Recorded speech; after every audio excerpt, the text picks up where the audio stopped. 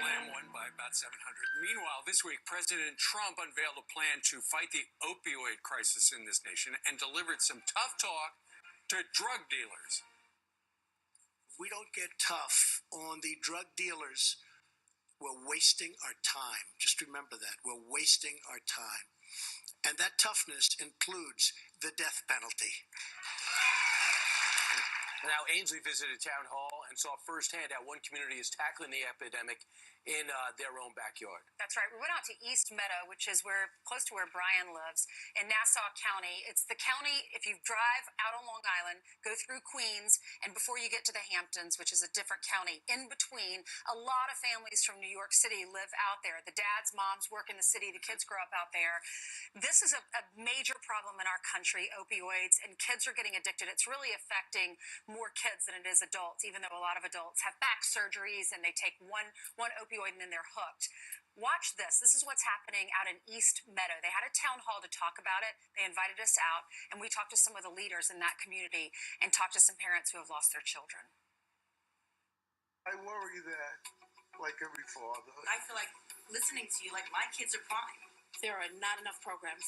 We need to get into the schools. When you see a drug deal on your block, because I know a lot of people here have seen it right on our front lawns. I too have been to many funerals of many children, have had helped friends bury their kids from drug overdose. But I'm going to tell you about our son Rob. He was a member of this fire department. He served this community. Rob died on April 10th, 2012. And we got him to the hospital, and while they were still working on him in the emergency room, two of his friends who were also members of this fire department went on to be a cop and a fireman. They're wonderful people, came to me with tears in their eyes. And they said, Mr. Priest, we should have told you. And I said, told me what? What are you talking about? They said, Rob does heroin. And you never even saw signs that your son was doing drugs, right? We saw some signs that we made excuses for. We wanted to believe it wouldn't happen in our house. Was he hanging out with the wrong crowd? How was he introduced to heroin? You know, I don't know, and I don't think we're ever going to know.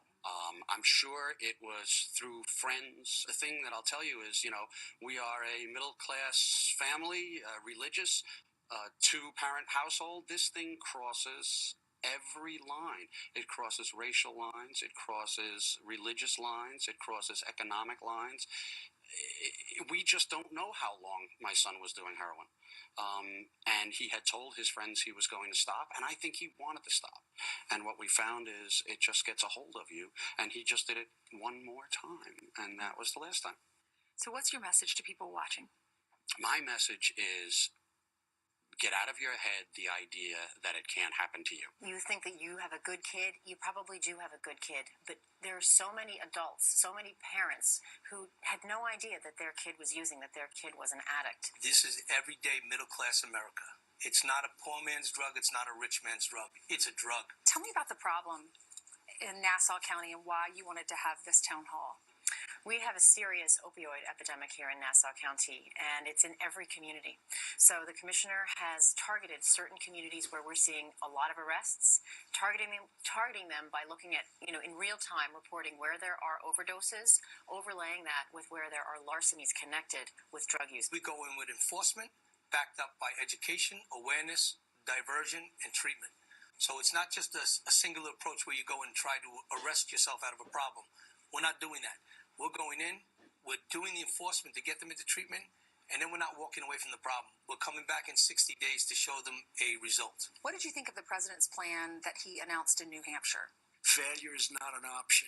Addiction is not our future. I think his remarks really highlight that there is a serious opioid epidemic, not only in our county, but all over the country.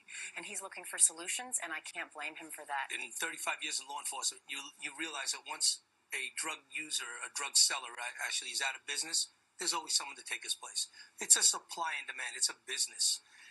You can take the drug sellers out, but there's going to be someone to replace them as long as you have people that are using.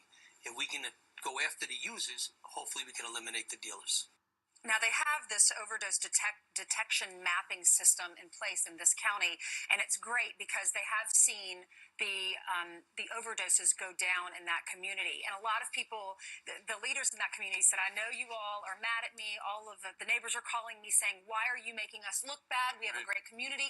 And he said, because I'm trying to save lives. So hats off to this courageous group of individuals in that area because they're just trying to bring awareness and save lives so that other families don't have to experience what Mr. Priest did. But what they're doing is if there are 3 or more drug overdoses in a 24-hour period, they're alerted and they realize there must be a bad batch of heroin out there. So they alert the community, do not do this drug.